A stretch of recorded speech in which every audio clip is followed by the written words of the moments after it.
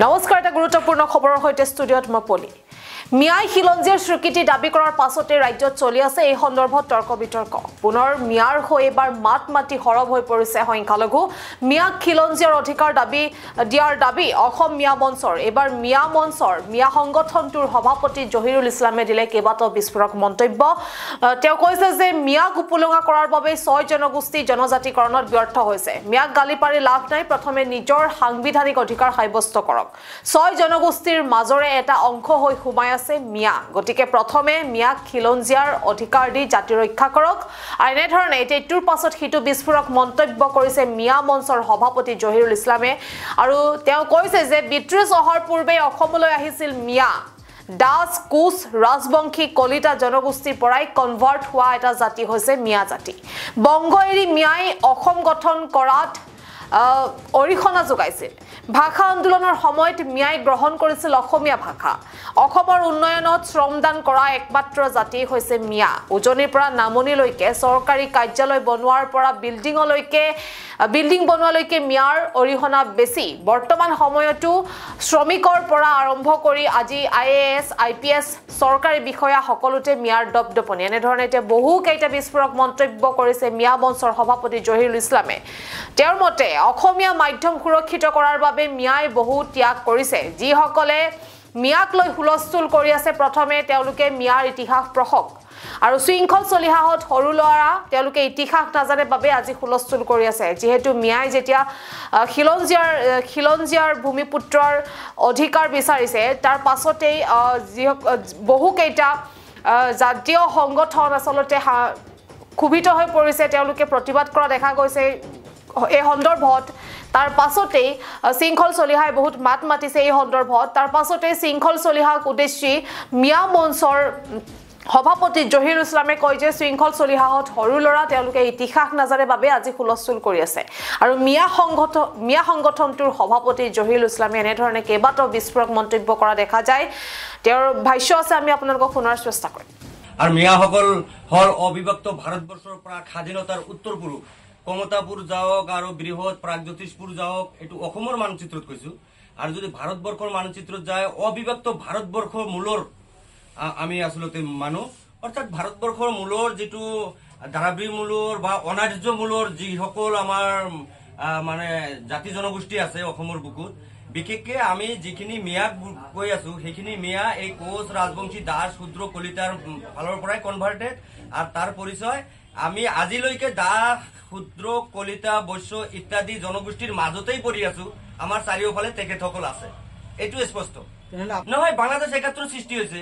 মূল কথাটো হল যেতিয়া অবিভক্ত ভাৰতবৰ্ষখন আছিল, অবিভক্ত ভাৰতবৰ্ষ যেতিয়া স্বাধীন হল, স্বাধীন হোৱাৰ পিছত আমি যিখিনি এতিয়া মেজৰিটি মিয়া আছো, যিটো মিয়া সকল মিয়া কোৱা হৈ আছে, এই মিয়াখিনি তেতিয়াও ভাৰতবৰ্ষ যেতিয়া বিভাজন হল তেতিয়াও পূৰ্ব পাকিস্তান বুলি ক'ব লাগিব। তেতিয়া সেই পাকিস্তানক সমৰ্থন কৰাই নাছিল।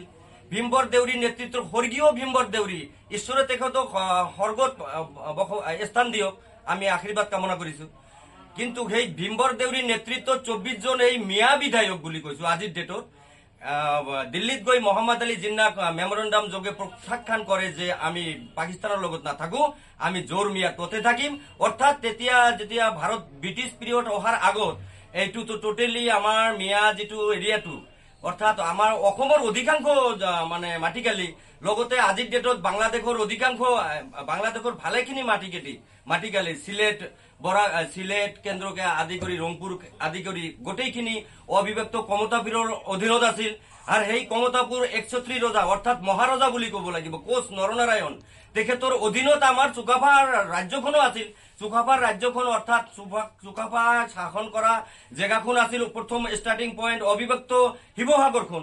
সেইখনে গ্ৰেটাৰ অসম যেতিয়া হল তেতিয়া বংগ আৰু অসম বিভাজন হবলৈ গলে তেতিয়া আমাৰ এই মিয়াখিনি যদি আজিৰ ডেটত 80% বা 85% আমি আছো ইয়াতে, এইখিনি যদি বংগৰ লগত সমৰ্থন দিল হয় তেনেহলে আজিৰ ডেটত দিদি জিন্দাবাদ দিল হয়, মমতা জিন্দাবাদ দিল হয়। কিন্তু সেইটোতো হোৱা নাছিল। কেৱল এইখিনিই নহয়, বৰাক ভেলীতো অলৰেডি বাংলা মাধ্যম ঘোষণা কৰিয়ে দিলে তেতিয়াই, যেতিয়া ভাষা মাধ্যম আৰম্ভ হল, আন্দোলন আৰম্ভ হল। বৰাগৰ সেপাৰেট এটা সুকীয়া পৰিচয় আৰু ভাষাই আছে, বাংলা ভাষা। কিন্তু তেতিয়াও 1 মিনিট শেষ কৰি দিছো, তেতিয়াও কিন্তু আমাৰ এই মিয়াসকলে চকল মিয়াসকলে ধুবুৰীৰ পৰা নগাঁও অৰ্থাৎ মিৰ্জু মোল্লা মাইনকাছৰ মিৰ্জু মোল্লাৰ পৰা আৰম্ভ কৰি নগাঁওলৈকে বৰাক ভেলীটো এৰি তাৰমানে এইখিনিয়ে সেই মাধ্যম ভাষাৰ আন্দোলনৰ সময়ত শ্বহীদ হ'বলগীয়া হ'ল। বাংলা মাধ্যমৰ বিৰোধিতা কৰাৰ কাৰণে আজি মইনুল হকে মৰিবলগীয়া হৈছিল। ইতিহাস সাক্ষী আমি বাংলা মাধ্যম মানে গ্ৰহণ কৰা নাই, চেক্ৰিফাইচ কৰিছো, এছামিজ মাধ্যম সমৰ্থন কৰিছো। তেতিয়াই 24% মিয়াই এছামিজ মাধ্যম ভাষাত সমৰ্থন কৰি এছামিজ মাধ্যম ভাষাটো প্ৰতিষ্ঠা কৰাৰ কাৰণে 60% বৃদ্ধি কৰাইছিল বা 62% বৃদ্ধি কৰাইছিল। এই মিয়াই ভাষা কৰিলে পূৰ্ব বংগৰ লগত নাথাকি অসম ৰাজ্য গঠন কৰিলে। এসময়ত ভাৰত স্বাধীন হোৱাৰ পিছত ভাৰত বিভাজনৰ সময়ত পাকিস্তানক অপোজ কৰি ভাৰতবৰ্ষ বনালে। ইমানবোৰ কণ্ট্ৰিবিউট কেৱল এইখিনিয়ে নহয়, যেনে ধৰক আজি মিয়াৰ শ্ৰমিকে উজনিৰ পৰা নামনিলৈকে আজি মিয়া শ্ৰমিকে ক্ৰম মূল্যত শ্ৰমদান কৰি অসমখন বুল্ডআপ কৰিলে। বিল্ডিং ঘৰ আদিকে কৰি অফিচ কাছাৰী সকলোবোৰ নিৰ্মাণ কাৰ্যত মিয়াৰ অশেষ শ্ৰম। এইবোৰতো আমি নুই কৰিব নোৱাৰো, এইবোৰ ঐতিহাসিক, এইবোৰ হিষ্টৰিকেল প্ৰুভেন কথা। এইবোৰ ইমানৰ পিছতো আজি ইমান কষ্টৰ মাজত মিয়া নিৰ্যাতিত লাঞ্ছিত বঞ্চিত মিয়াই আজি খাই নাখাই IAS অফিচাৰ হবলৈ পালে, ডক্টৰ হবলৈ পালে, ইঞ্জিনিয়াৰ হবলৈ পালে। আৰু এখেতসকলেতো আজি গোটেইবোৰ মানে চেক্ৰিফাইচ দি আছে, জাতিৰ উন্নয়নৰ কাৰণে কাম কৰি আছে না সকলোবোৰে। এইবোৰ বিতৰ্কটো হৈয়ে থাকে, সেইবোৰ লৈ মোৰ বিতৰ্ক নাই, কাৰণ মোৰ কনচেপ্টটো টোটেলি বিতৰ্ক মুক্ত।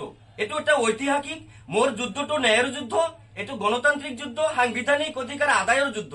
ইয়াত কোনো দল সংগঠনৰ লগত মোৰ লাগিবলগীয়া একো নাই। আৰু বিশেষকে কৈছো কি আছো, মিয়ালৈতো বিতৰ্ক হোৱাৰ প্ৰশ্নই নাহে, প্ৰশ্নটো গল।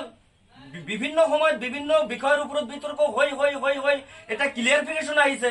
যোৱা লোকসভা নিৰ্বাচনৰ প্ৰাক মুহূৰ্তত মুখ্যমন্ত্ৰী মহোদয়ে মিয়াৰ বিতৰ্কৰ অৱসান ঘটাই বিধানসভাৰ মজিয়াত এটা বিল আনিব লাগে, মিয়াৰ নামত এটা ৰিকগনাইজেশ্যন বিল আনিব লাগে বুলি মুখ্যমন্ত্ৰী মহোদয়ে স্পষ্ট ঘোষণাই কৰিলে। ইমান বিতৰ্ক হোৱাৰ পিছত ইয়াত মুখ্যমন্ত্ৰী মহোদয়ক মই জগৰীয়া নকৰো, বিশেষকৈ সদৌ অসম মিয়া মন্ত্ৰৰ ফালৰ পৰা। কিয় শেষ কৰি দিছো কথাটো, এই কাৰণে যে মুখ্যমন্ত্ৰী মহোদয়তো অলৰেডি ঘোষণা কৰি দিছিল নহয়, শৰ্মা আলী ডাঙৰীয়াই বিলটো আনক আপোনালোকে মিয়া বিধায়কবোৰে। তো মিয়াৰ মাজততো বহুত বিধায়ক আছিল, কংগ্ৰেছী বিধায়কো আছিল, UDFৰ বিধায়ক আছিল। তেখেতসকলে মাৰাপিটা আৰম্ভ কৰিলে, সেইবোৰ কথা বেলেগ হৈ যাব। আৰম্ভ কৰি বিলটো স্থগিত হৈ থাকিল। মোৰ দাবীটো গণতান্ত্ৰিক দাবী, সাংবিধানিক দাবী। এই দাবী মই সংবিধানৰ পৰা বিচাৰিছো, আৰু সংবিধানৰ মান মৰ্যাদাৰ প্ৰতি লক্ষ্য ৰাখি মাননীয় মুখ্যমন্ত্ৰী মহোদয়ে নিজৰ দায়িত্ব আৰু কৰ্তব্যৰ নৈতিকতা পালন কৰিব লাগে বুলি আমি বিশেষভাৱে আহ্বানো জনাইছো ইতিমধ্যে। আৰু শৃংখল চলিহা কওক, উজনিৰ এই জিতুৱে কওক আৰু ভাস্কৰে কওক, এওঁলোক মানে যদিও মানে কালিৰ ল'ৰা ক'ব নোৱাৰো, কিন্তু তথাপিও মানে অলপ বয়স কম, এখেতসকলে ইতিহাস সম্পৰ্কে অলপ জ্ঞান কম আছে। এখেতসকলৰ লগত মোৰ লাগিবলগীয়া নাই, আৰু ছয় জনগোষ্ঠীৰ লগতো মোৰ লাগিবলগীয়া নাই। আজিৰ ডেটতো ছয় জনগোষ্ঠীৰ পেটৰ মাজত আমি আছো, আৰু ছয় জনগোষ্ঠীৰ মূল সুঁতিৰ মানুহ আমাৰ। তেখেতসকলৰ ভাল কামনা কৰো, উন্নয়ন পৰিষদ পাব লাগে। আজি ছয় জনগোষ্ঠী ব্যৰ্থ হৈছে, আজি মিয়াক গালি পাৰিতো লাভ নাই। ছয় জনগোষ্ঠী নিজৰ অস্তিত্ব স্পষ্ট কৰক, নিজৰ অধিকাৰ সাব্যস্ত কৰক, আৰু মই সহযোগিতাহে কৰিম। আপোনালোকৰ মুখ্য দাবীটো কি? মুখ্য দাবী মিয়া ৰিকগনাইজ হ'ব লাগে। ইমান দিনে টৰ্চাৰ কৰা, বঞ্চিত কৰা, অপবাদ দিয়া, বিভিন্ন সময়ত ডি ভোটৰ নামত, NRCৰ নামত, ভেৰিফিকেশ্যনৰ নামত। ভাৰতীয় নাগৰিক, উই আৰ ইণ্ডিপেণ্ডেন্স। আমি ইণ্ডিপেণ্ডেন্স হোৱাৰ পিছত আমি কি স্বাধীন দেশৰ পৰাধীন নাগৰিক সজাই ৰাখিব? এইটো কি সংবিধানে আমাক কৈছে নেকি?